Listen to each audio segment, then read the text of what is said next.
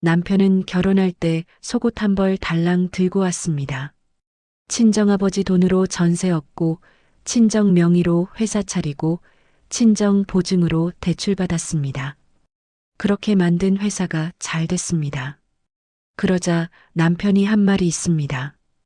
이 회사는 내가 키웠어. 그리고 그 회사 여직원과 1년 넘게 바람을 피웠습니다. 저는 그 사실을 알고 나서 딱 한 가지만 생각했습니다. 증거부터 모으자. 남편은 제가 무슨 준비를 하는지 그때까지도 몰랐습니다. 제 나이 33세 김재현을 만났습니다. 소개팅이었습니다. 첫인상은 나쁘지 않았습니다. 키가 훤칠하고 말을 조리 있게 했습니다. 첫 만남에서 저한테 이런 말을 했습니다. 저는 아직 많이 부족하지만 한 여자만 보고 열심히 살 자신은 있습니다. 그 말이 마음에 들었습니다. 지금 생각하면 그 말이 제 인생을 20년 동안 잘못된 방향으로 이끈 시작이었습니다. 두 번, 세 번 만나면서 현실이 보이기 시작했습니다. 직장이 없었습니다. 작은 회사에 다니다 그만뒀다고 했고, 지금은 더 좋은 곳을 알아보는 중이라고 했습니다. 부모님은 지방에 계시고 형편이 넉넉하지 않다고 했습니다. 전세든 월세든 자기 이름으로 된 집이 없었습니다. 친구 집에 얹혀 살고 있었습니다. 통장 잔액은 물어보지 않았지만 굳이 물어볼 필요도 없었습니다. 친정아버지가 강하게 반대하셨습니다. 가진 게 없는 남자는 나중에 큰 소리 친다. 처음엔 고마워하는 척 하다가 나중엔 당연하게 받아들이고 그 다음엔 오히려 으스댄다. 그게 사람 심리야. 아버지는 그 말을 2번 하셨습니다. 저는 2번 다 듣지 않았습니다. 어머니도 재산은 없어도 집안이 번듯해야 하는데라며 걱정하셨습니다. 저는 그 말도 흘려들었습니다. 지금 돌이켜보면 친정 식구들이 모두 정확하게 봤습니다. 저만 못 봤습니다. 제가 왜 그랬는지 지금도 완전히 설명하기가 어렵습니다. 재현이가 저한테 잘했습니다. 전화를 자주 했고 만날 때마다 제 말을 잘 들었고 사소한 것도 기억했습니다. 무엇보다 저를 정말 좋아하는 게 느껴졌습니다. 그 진심이 지금 없는 것들을 다 채울 수 있을 거라고 생각했습니다. 33이면 한창 판단력이 있을 나이인데 그때 저는 보고 싶은 것만 봤습니다. 결혼식은 친정에서 다 치렀습니다. 예식장 비용, 혼수, 예단까지 전부 친정에서 나왔습니다. 재현이 집에서는 예단 답례품 몇 가지가 전부였습니다.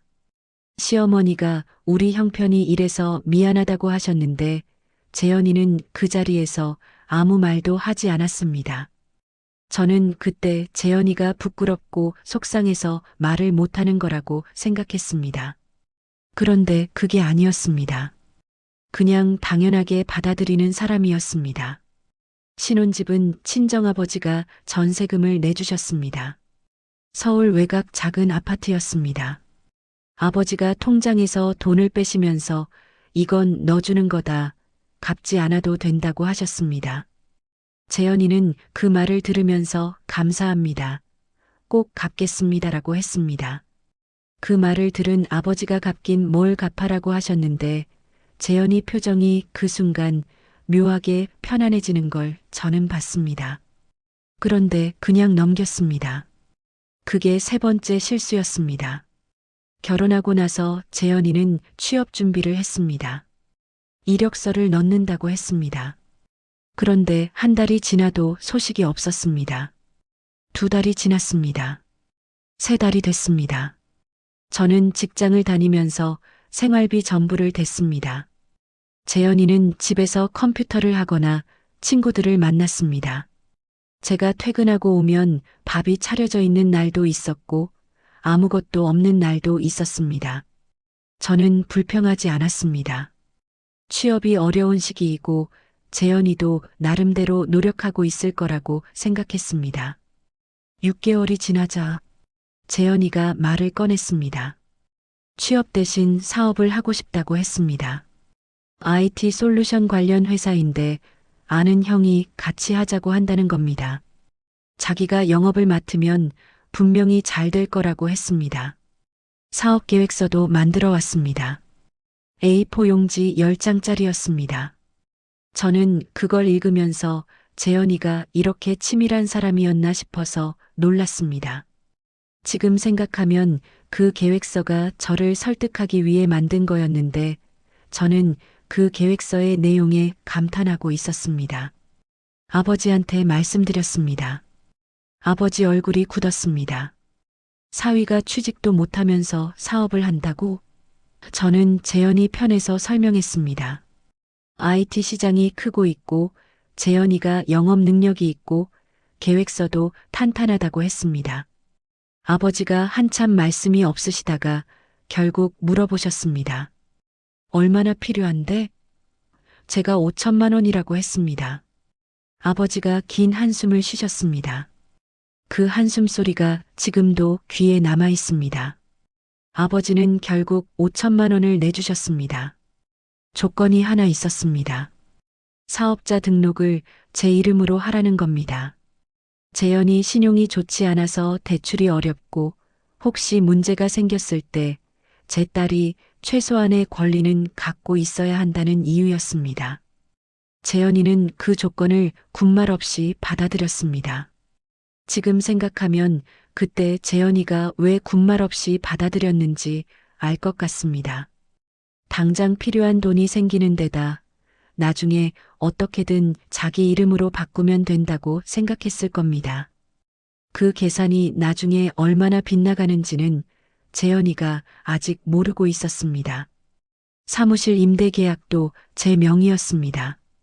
초기 운영 자금 대출도 제 명의였습니다. 서류상 이 회사의 대표는 저였습니다.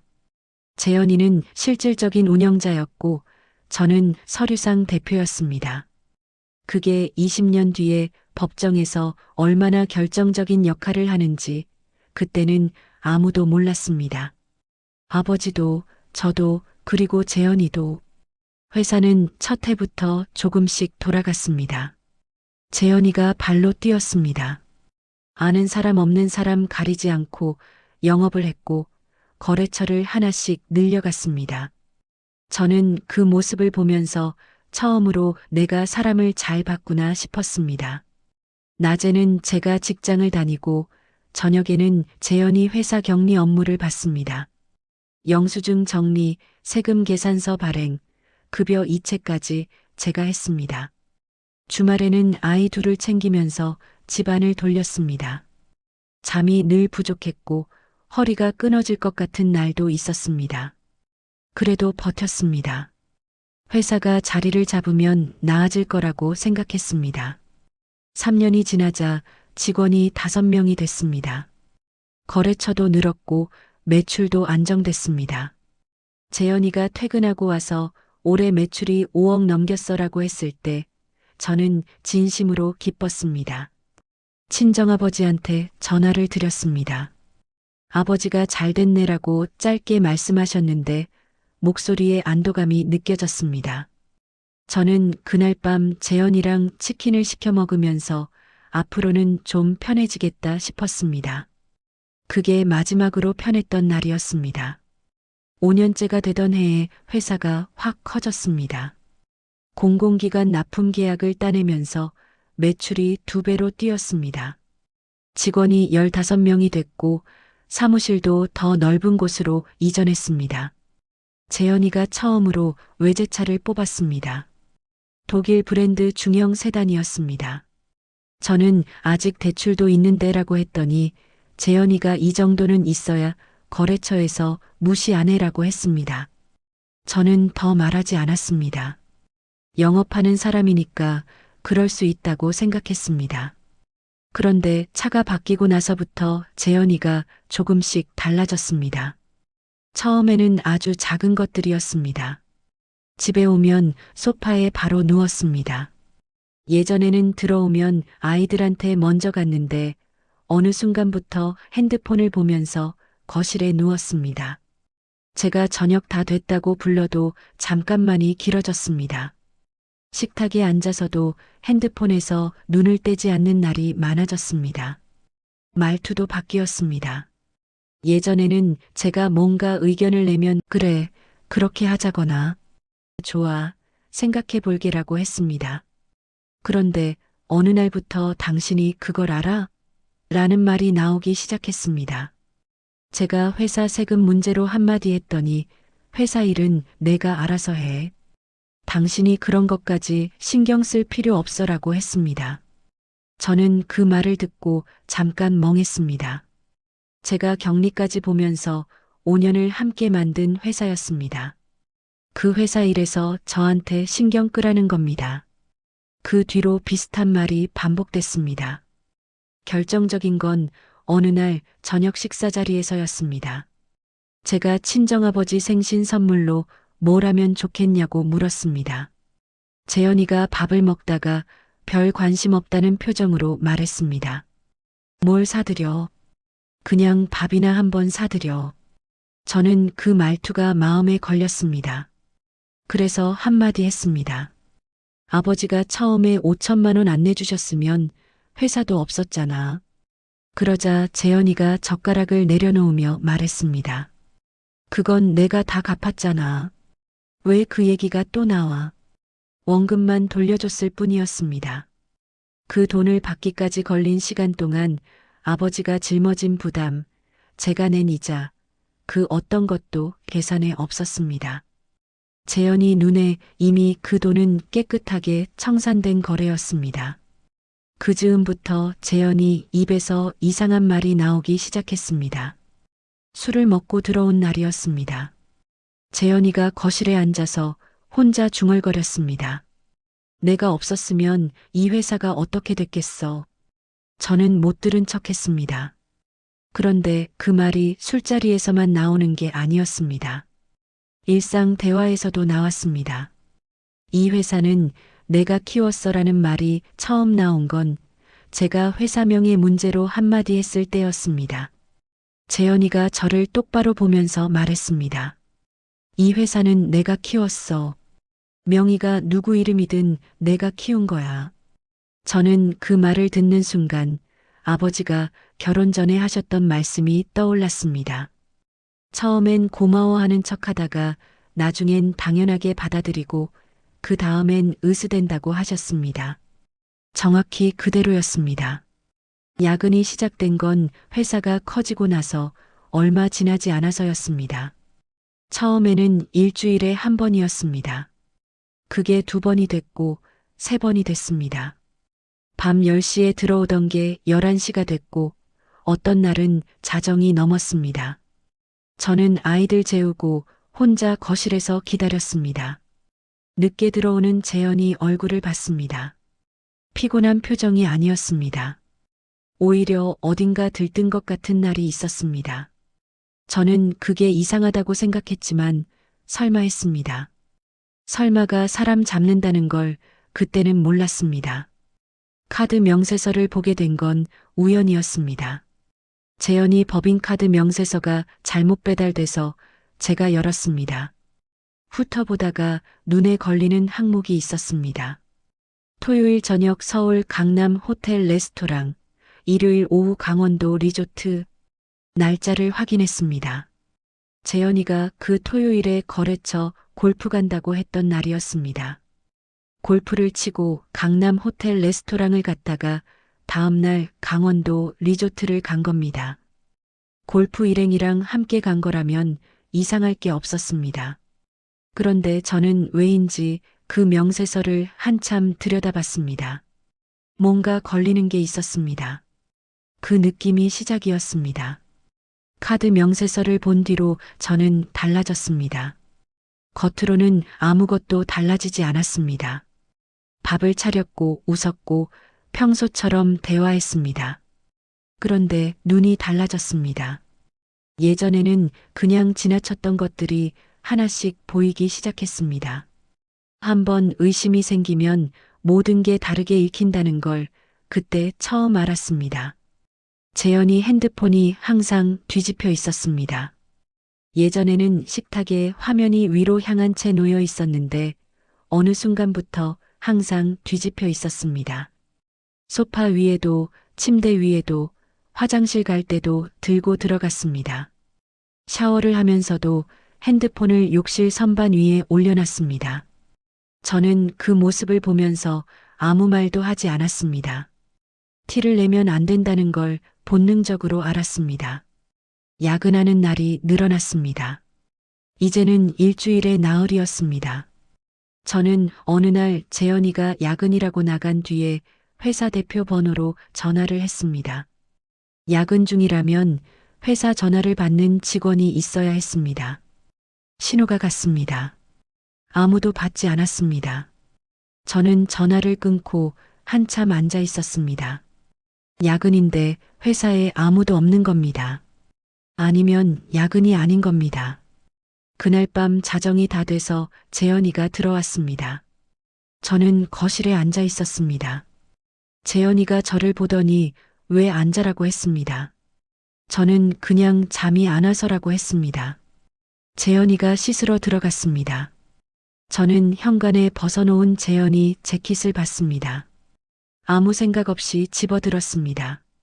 그런데 재킷깃에 뭔가가 묻어 있었습니다. 향수 냄새였습니다. 제가 쓰는 향수가 아니었습니다. 달콤하고 젊은 향이었습니다. 저는 그 재킷을 들고 한참 서 있었습니다. 손이 떨렸습니다.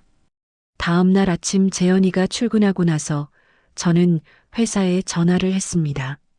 이번엔 직통 번호가 아니라 대표 번호로 걸었습니다. 젊은 여자 목소리가 받았습니다. 저는 거래처인 척 물었습니다. 혹시 마케팅 담당자분 계세요? 잠깐 기다리라는 말과 함께 바뀐 목소리가 나왔습니다. 또 젊은 여자였습니다. 이름을 물었더니 박서연입니다라고 했습니다. 저는 용건이 생각났다는 핑계를 대고 전화를 끊었습니다. 박서연. 그 이름이 머릿속에 박혔습니다. 그 주 금요일이었습니다. 재현이가 저녁에 또 야근이라고 나갔습니다. 저는 아이들을 친정 어머니한테 맡겼습니다. 그리고 재현이 회사 근처로 갔습니다. 직접 가서 확인하려는 게 아니었습니다. 그냥 눈으로 보고 싶었습니다. 회사 건물 주차장에 재현이 차가 있었습니다. 저는 근처 카페에 앉아서 기다렸습니다. 1시간이 지났습니다. 2시간이 지났습니다. 밤 10시가 넘어서 건물에서 두 사람이 나왔습니다. 재현이었습니다. 그리고 옆에 젊은 여자가 있었습니다.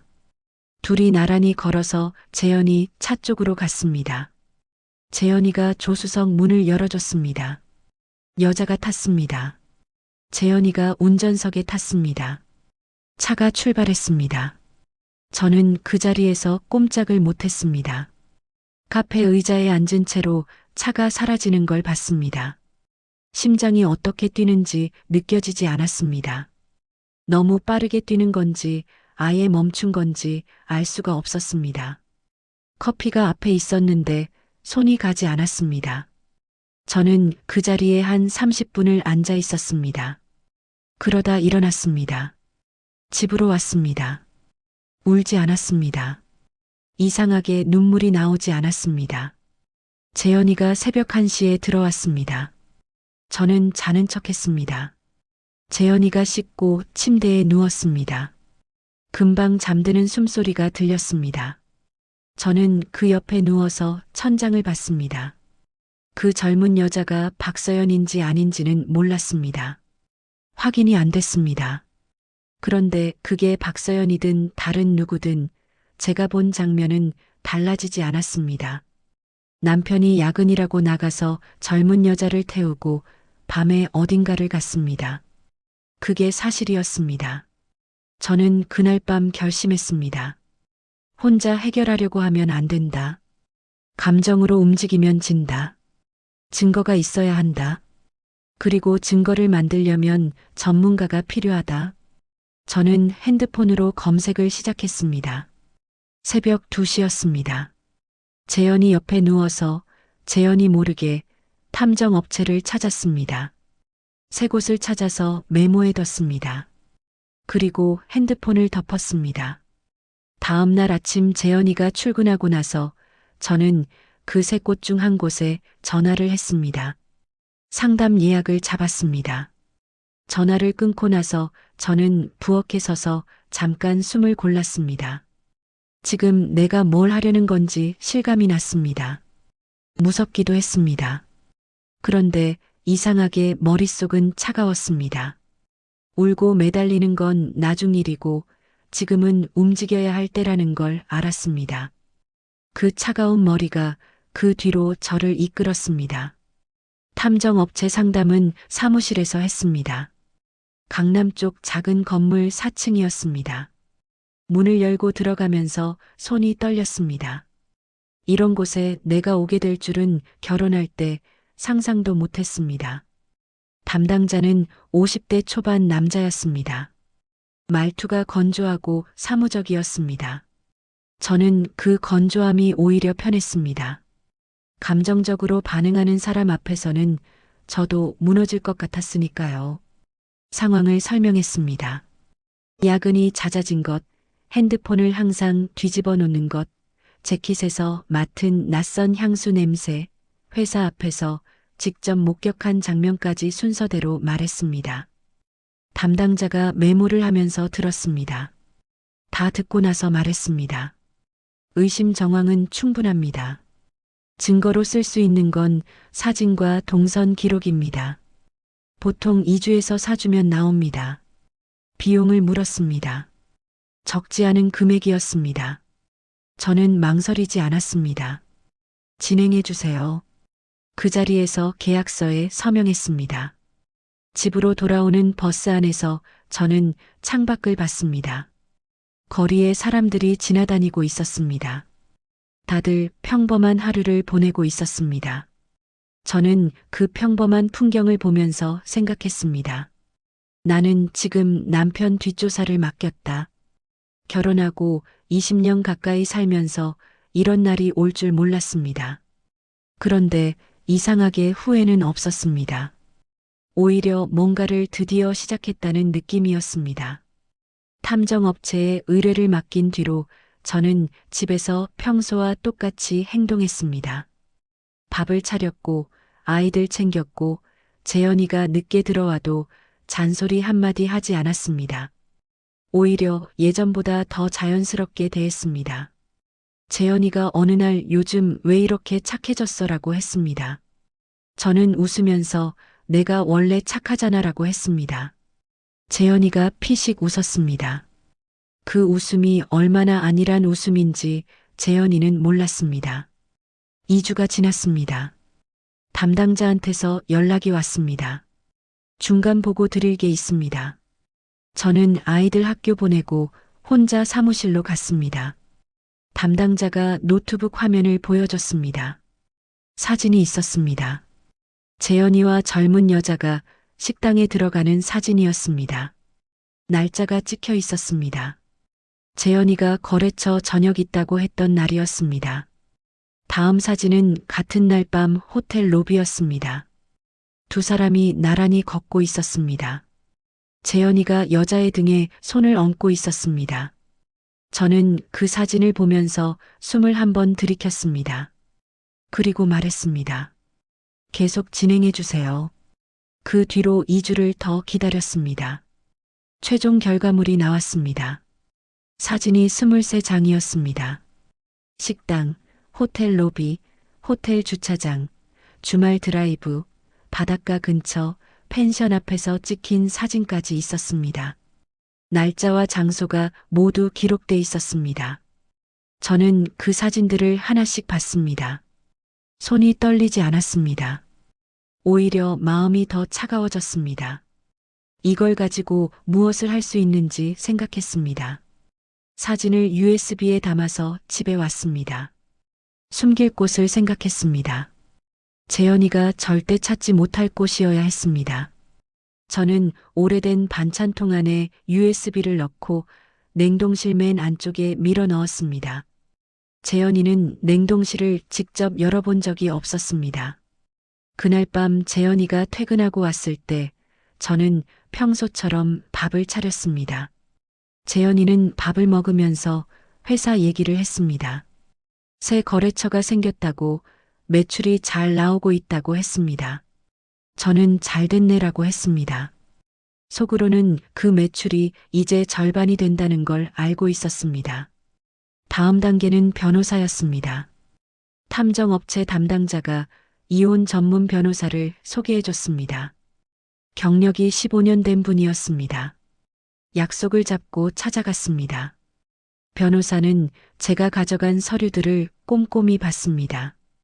회사 설립 당시 친정아버지 이체 내역, 사업자 등록증, 초기 대출 서류, 제 명의로 된 임대 계약서, 그리고 탐정업체 사진까지였습니다.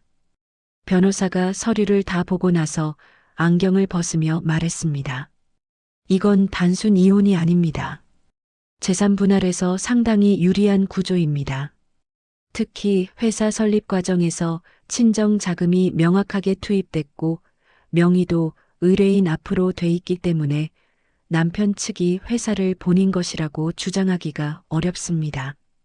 저는 그 말을 듣고 처음으로 숨이 트이는 느낌이었습니다.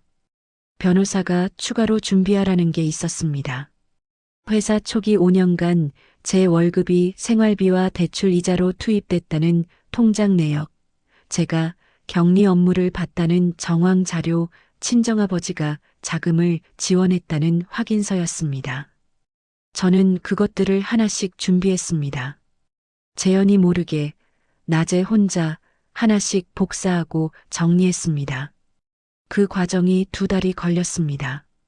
2달 동안 재현이는 아무것도 눈치채지 못했습니다. 야근은 계속됐고 핸드폰은 여전히 뒤집혀 있었고 이 회사는 내가 키웠어라는 말은 반복됐습니다. 저는 그 모든 말을 들으면서 속으로 생각했습니다. 맞아요. 당신이 키웠죠. 그런데 그 회사 서류에 찍힌 이름은 제 이름이에요.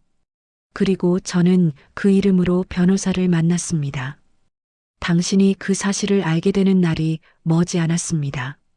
준비가 다 됐다고 변호사한테 연락을 했습니다. 변호사가 말했습니다. 언제 진행할까요? 저는 말했습니다. 바로 시작해 주세요. 전화를 끊고 저는 창밖을 봤습니다. 평범한 오후였습니다. 아이들은 학교에 있었고 재현이는 회사에 있었습니다. 그 평범한 오후에 저는 20년의 결혼 생활에 마침표를 찍는 버튼을 눌렀습니다. 손이 떨리지 않았습니다.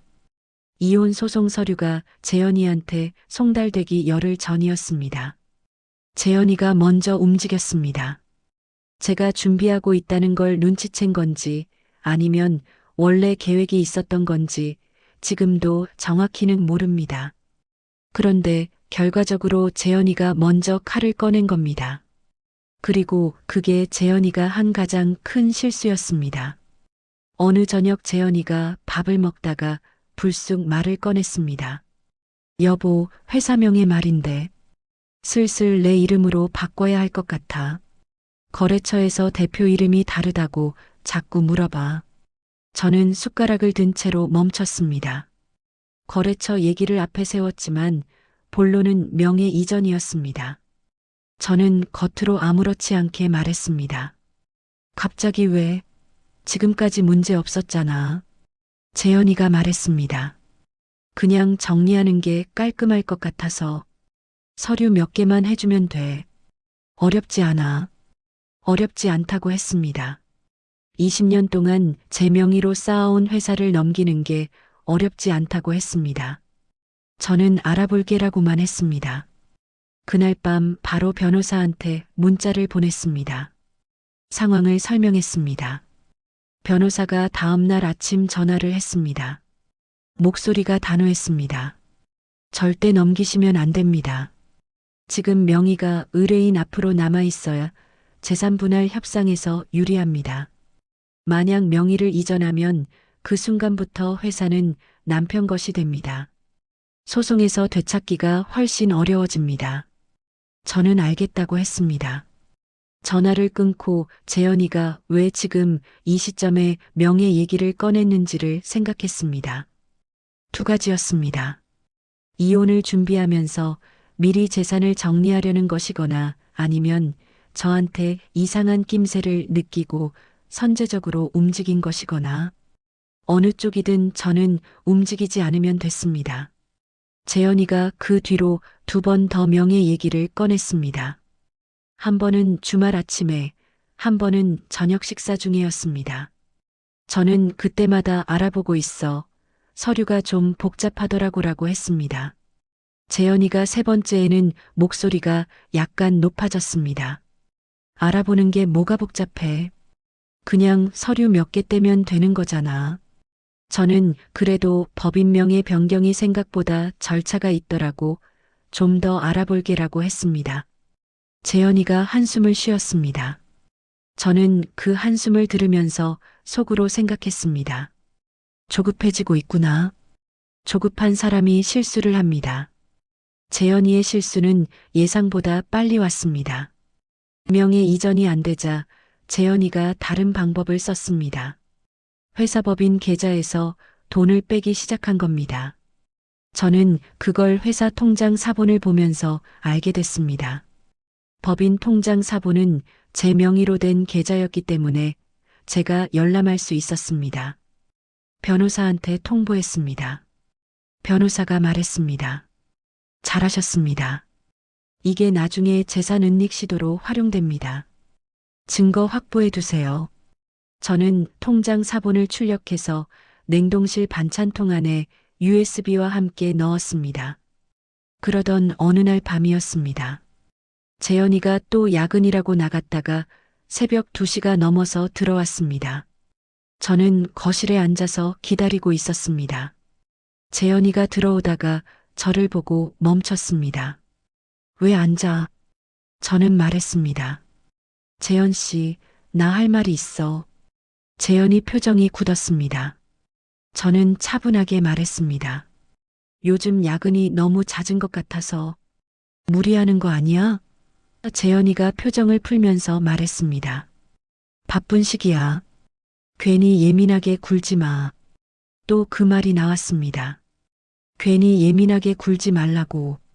새벽 2시에 들어오는 남편한테 걱정 한마디 하는 게 예민한 거라고 했습니다. 저는 더 말하지 않았습니다. 그래, 피곤하겠다. 자라고 했습니다. 재현이가 씻으러 들어갔습니다.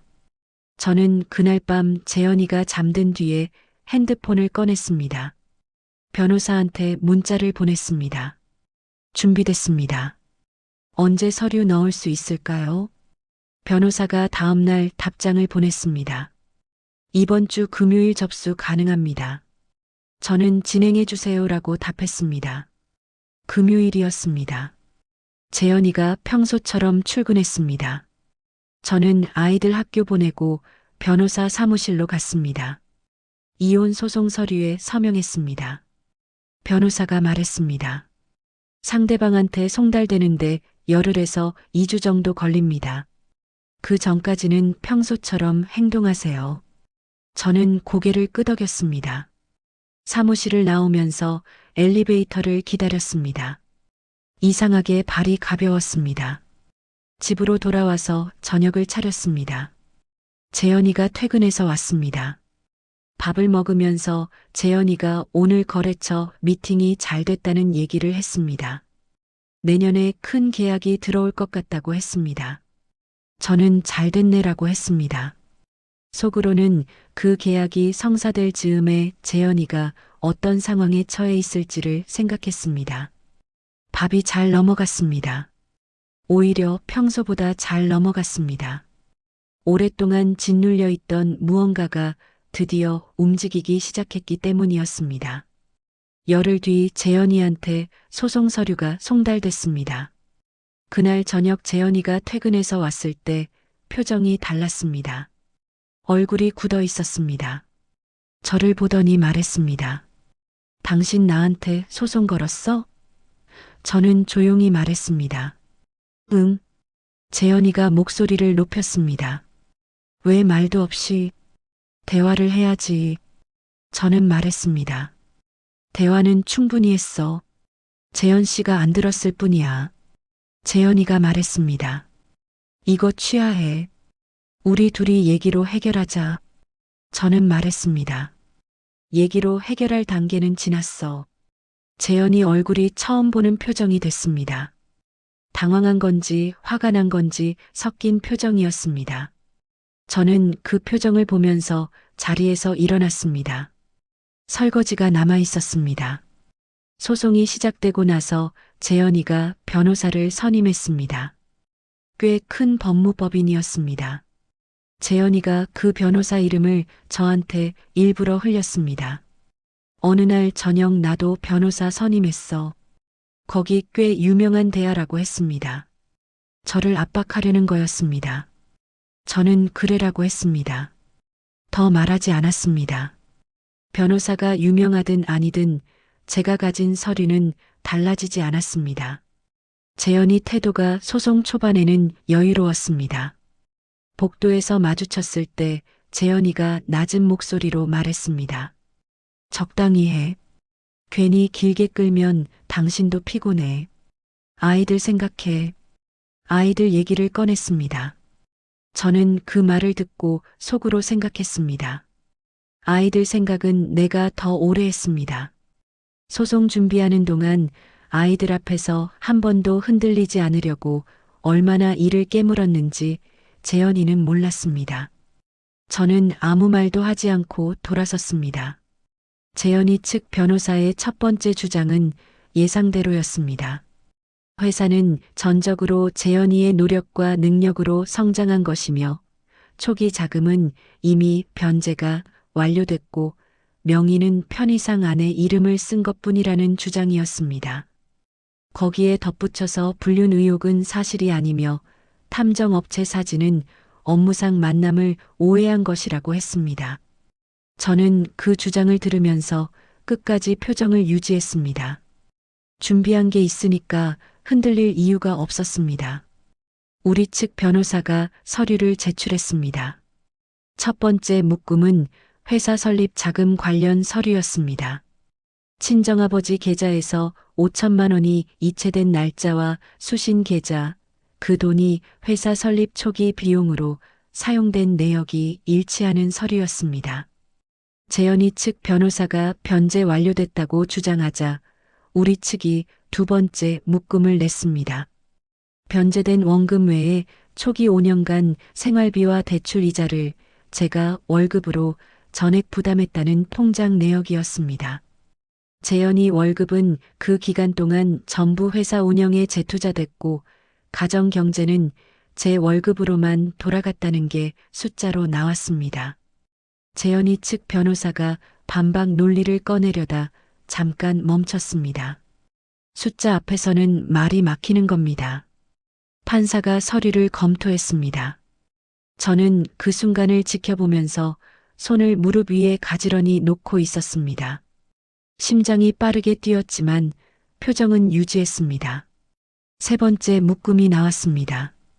불륜 증거였습니다. 탐정업체에서 받은 사진 23장과 날짜별 동선 기록이었습니다.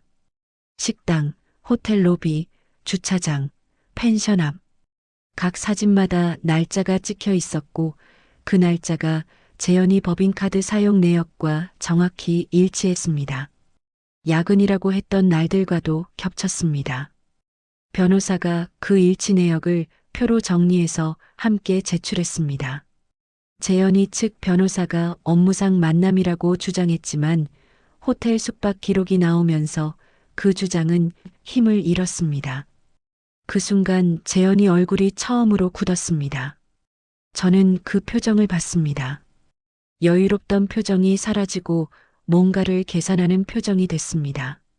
저는 그 표정 변화를 보면서 담담했습니다. 분노도 아니었고 통쾌함도 아니었습니다. 그냥 준비한 대로 흘러가고 있다는 확인이었습니다. 1심 판결이 나왔습니다. 재판부는 회사 가치의 상당 부분이 공동재산임을 인정했습니다. 회사 지분 40%에 해당하는 금액과 부동산 분할, 위자료가 포함된 판결이었습니다. 재현이 측이 즉각 항소했습니다. 저는 예상했습니다. 재현이가 그냥 넘어올 사람이 아니라는 걸 알았습니다. 변호사한테 전화했습니다. 항소심도 준비해 주세요. 변호사가 말했습니다. 이미 준비하고 있습니다. 항소심이 시작됐습니다. 재현이 측이 새로운 주장을 들고 왔습니다. 회사 성장은 재현이의 독자적인 영업 능력 덕분이며 아내의 기여는 미미하다는 주장이었습니다. 우리 측은 설립 초기부터 제가 격리 업무를 담당했다는 이메일 기록과 업무 서류를 추가 제출했습니다. 제 이름으로 발송된 세금 계산서, 제가 처리한 급여 이체 내역, 거래처와 주고받은 이메일이 수백 건이었습니다. 재현이 측 주장대로라면 저는 이 회사에 아무 관여도 하지 않았어야 했는데 서류는 그 반대를 보여줬습니다. 그런데 항소심에서 예상치 못한 게 터졌습니다. 재현이가 소송 진행 중에 회사 자산 일부를 다른 계좌로 이동시킨 정황이 드러난 겁니다. 제가 확보해뒀던 법인 통장 사본이 결정적이었습니다. 소송 시작 전후로 거액이 재현이 개인 계좌와 제3의 계좌로 분산된 내역이었습니다. 변호사가 이걸 재산은닉 시도로 추가 주장했습니다. 재판부가 이 부분을 무겁게 봤습니다. 항소심 판결은 1심보다 저한테 유리하게 나왔습니다. 재산 은닉 시도가 반영되면서 위자료가 올랐고 재현이가 가져가려 했던 회사 자산 일부도 분할 대상에 포함됐습니다. 재현이 측 변호사가 판결문을 받아들고 재현이한테 뭔가를 설명하는 모습이 보였습니다. 재현이 얼굴이 하얘졌습니다.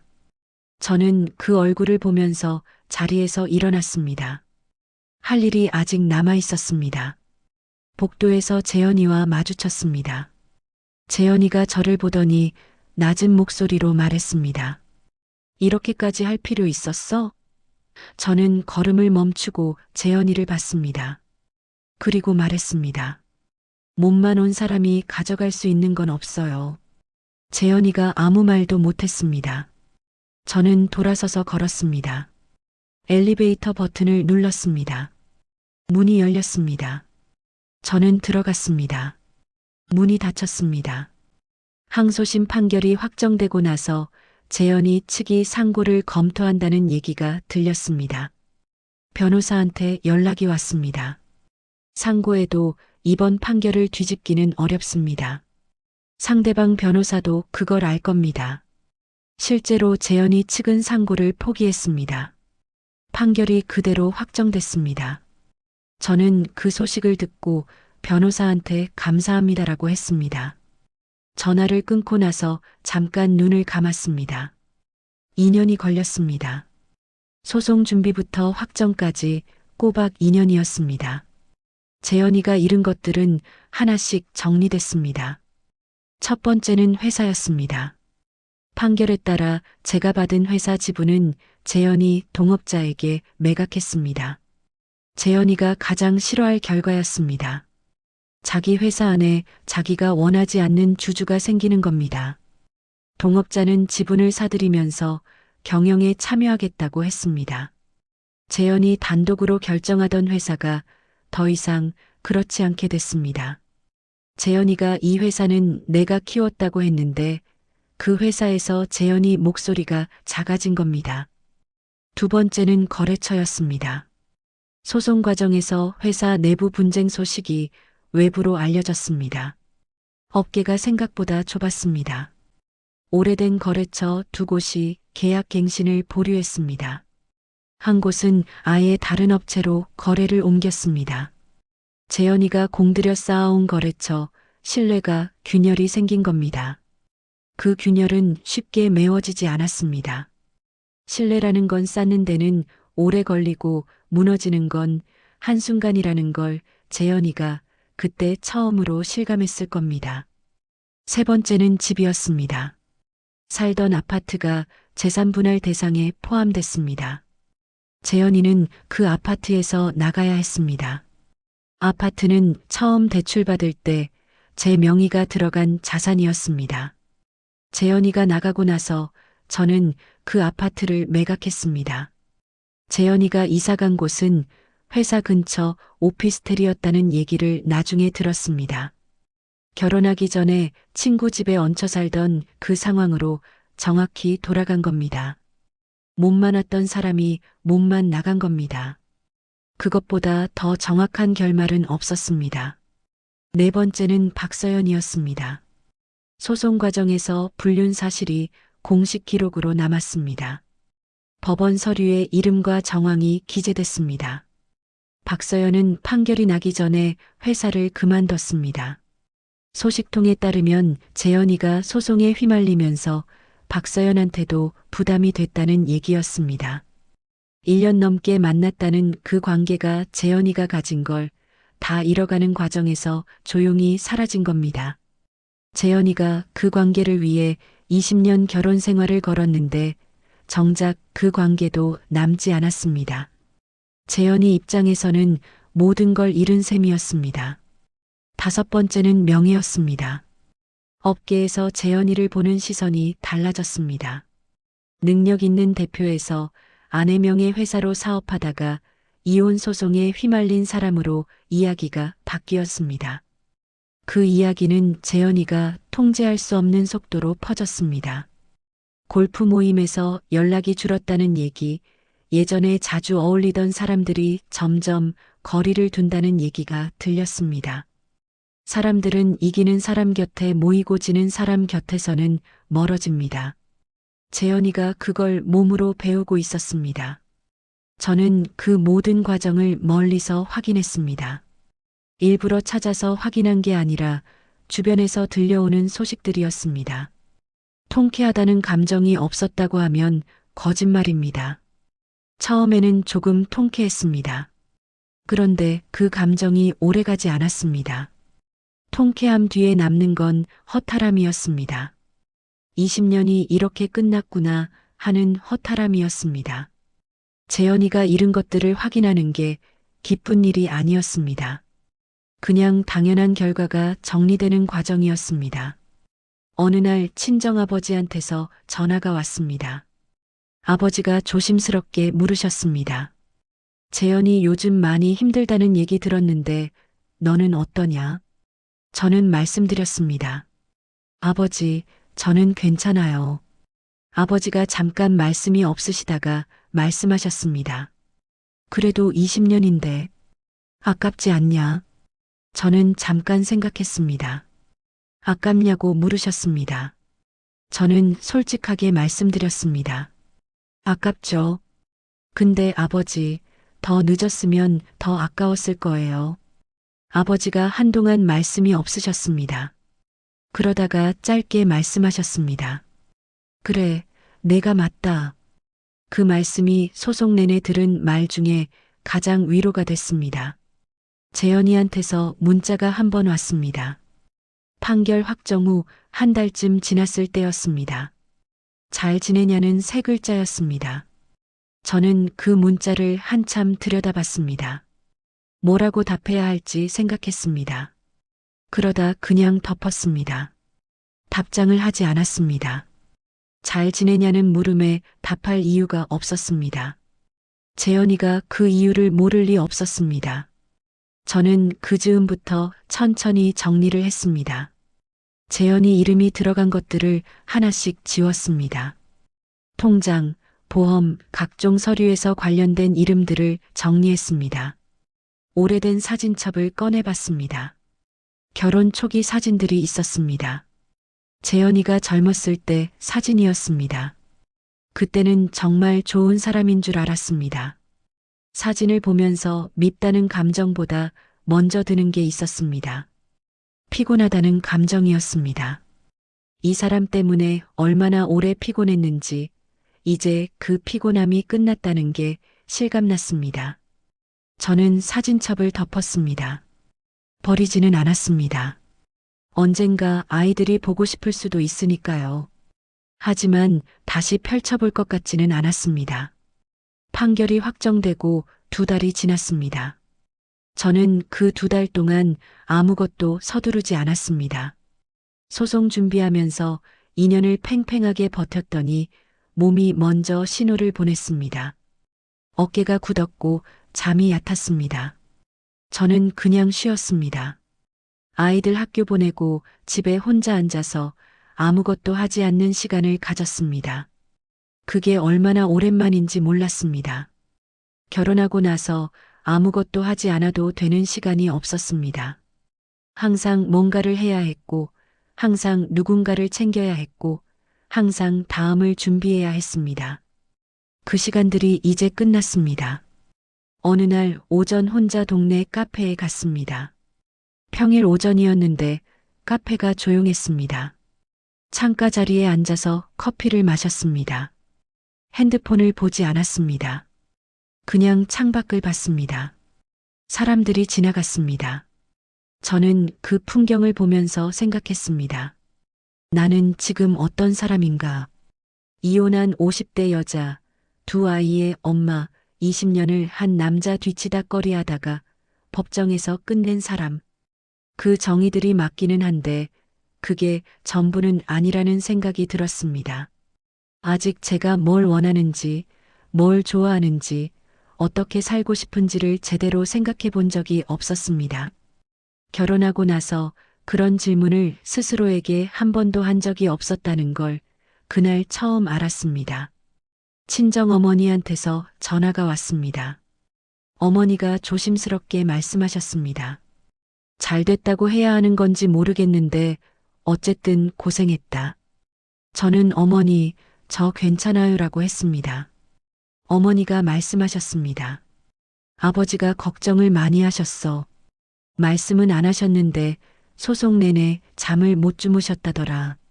저는 그 말을 듣고 목이 메었습니다. 친정아버지가 결혼 전에 반대하셨던 분입니다. 틀리지 않으셨습니다. 그런데 한 번도 내가 맞지 않았냐고 하지 않으셨습니다. 대신 소송 내내 말없이 걱정하셨습니다. 저는 전화를 끊고 나서 아버지한테 직접 전화를 드렸습니다. 아버지, 딸이 이겼어요. 아버지가 한참 말씀이 없으셨습니다. 그러다 그래, 잘했다고 하셨습니다. 목소리가 약간 잠겨 있었습니다. 저는 그 목소리를 들으면서 소송 시작하고 처음으로 펑펑 울었습니다. 아버지한테 전화를 끊고 나서 혼자 한참 울었습니다. 억울한 눈물이 아니었습니다. 오래 참았던 게 드디어 터지는 눈물이었습니다. 울고 나서 세수를 했습니다. 거울을 봤습니다. 얼굴이 많이 늙어 있었습니다. 소송 2년 동안 부쩍 늙었습니다. 그런데 이상하게 그 얼굴이 싫지 않았습니다. 제가 버텨낸 얼굴이었습니다. 울고 매달리지 않고 조용히 준비하고 끝까지 밀어붙인 사람의 얼굴이었습니다. 저는 거울을 보면서 처음으로 생각했습니다. 잘 버텼다고 스스로한테 그 말을 했습니다. 그 주에 변호사한테 연락이 왔습니다. 재현이 측에서 판결 이행을 차일피일 미루고 있다는 내용이었습니다. 지급 기한이 있는데 재현이가 일부를 내지 않고 있다는 겁니다. 저는 말했습니다. 강제집행 신청해 주세요. 변호사가 바로 진행하겠습니다라고 했습니다. 재현이가 끝까지 버티려는 겁니다. 저는 전혀 놀라지 않았습니다. 그럴 줄 알았습니다. 그래서 변호사를 여전히 붙잡고 있었습니다. 강제집행이 신청되자 재현이가 며칠 만에 이행을 했습니다. 법은 기다려주지 않는다는 걸 재현이가 그때 배웠을 겁니다. 돈이 들어온 날 저는 통장을 열어봤습니다. 숫자를 봤습니다. 20년의 값이 숫자로 찍혀 있었습니다. 기쁘다는 감정이 먼저 오지 않았습니다. 그냥 이제 정말 끝났구나 하는 감정이었습니다. 저는 통장을 덮고 잠깐 앉아 있었습니다. 그러다 메모지를 꺼냈습니다. 하고 싶은 것들을 적기 시작했습니다. 결혼하고 나서 한 번도 제대로 생각해 본 적 없는 것들이었습니다. 제주도에 가고 싶었습니다. 혼자서 유럽도 가보고 싶었습니다. 요리 수업을 들어보고 싶었습니다. 오래전에 관심 있었는데 결혼하면서 접어뒀던 도자기 공예도 다시 해보고 싶었습니다. 목록이 생각보다 길어졌습니다. 저는 그 목록을 보면서 웃었습니다. 이렇게 하고 싶은 게 많은 사람이었는데 20년 동안 그걸 모르고 살았습니다. 제주도 여행은 다음 달에 예약했습니다. 혼자 3박 4일이었습니다. 여행사에 전화하면서 혼자인데요라고 했더니 담당자가 네, 1인 여행 패키지로 안내해 드릴게요라고 했습니다. 그 말이 이상하게 좋았습니다. 1인 여행. 저 혼자를 위한 여행. 난생 처음이었습니다. 출발 전날 밤에 아이들을 불러 앉혔습니다. 큰아이가 22이었고 작은아이가 19이었습니다. 저는 두 아이를 보면서 말했습니다. 엄마 내일 혼자 여행 가. 3박 4일인데 연락 자주 안 해도 걱정하지 마. 큰아이가 엄마 잘 다녀와라고 했습니다. 작은아이가 엄마 사진 많이 찍어와라고 했습니다. 저는 그 말들을 듣고 가슴이 따뜻해졌습니다. 이 두 아이가 있었기 때문에 소송 내내 무너지지 않았습니다. 아이들 앞에서 흔들리지 않으려고 버텼던 시간들이 아이들을 이만큼 키웠습니다. 제주도에서 첫날 바다를 봤습니다. 오후 햇살이 바다 위에 내려앉아 있었습니다. 저는 해변에 혼자 서서 그 풍경을 봤습니다. 바람이 불었습니다. 머리카락이 흩날렸습니다. 아무도 없었습니다. 신경 써야 할 사람이 없었고, 챙겨야 할 사람이 없었고, 눈치를 봐야 할 사람이 없었습니다. 저는 그 바람을 맞으면서 생각했습니다. 이게 내 시간이구나. 난생 처음으로 오롯이 나만의 시간이구나. 눈물이 났습니다. 슬픈 눈물이 아니었습니다. 20년 동안 잃어버렸던 내가 다시 나타나는 것 같은 눈물이었습니다. 저는 한참 울었습니다. 바람 소리가 컸기 때문에 아무도 몰랐습니다. 울고 나서 바다를 봤습니다. 파도가 들어왔다 나갔다 했습니다. 저는 숨을 깊이 들이쉬었습니다. 몸만 온 사람은 몸만 가면 됩니다. 저는 그 당연한 결말을 제 손으로 만들었습니다. 늦었다고 생각했는데 늦지 않았습니다. 50 넘어서도 다시 시작할 수 있습니다. 제가 그 증거입니다. 저는 지금 도자기 공예 수업을 듣고 있습니다. 처음 만든 컵이 삐뚤어졌습니다.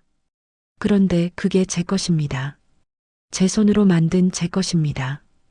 그것만으로 충분합니다.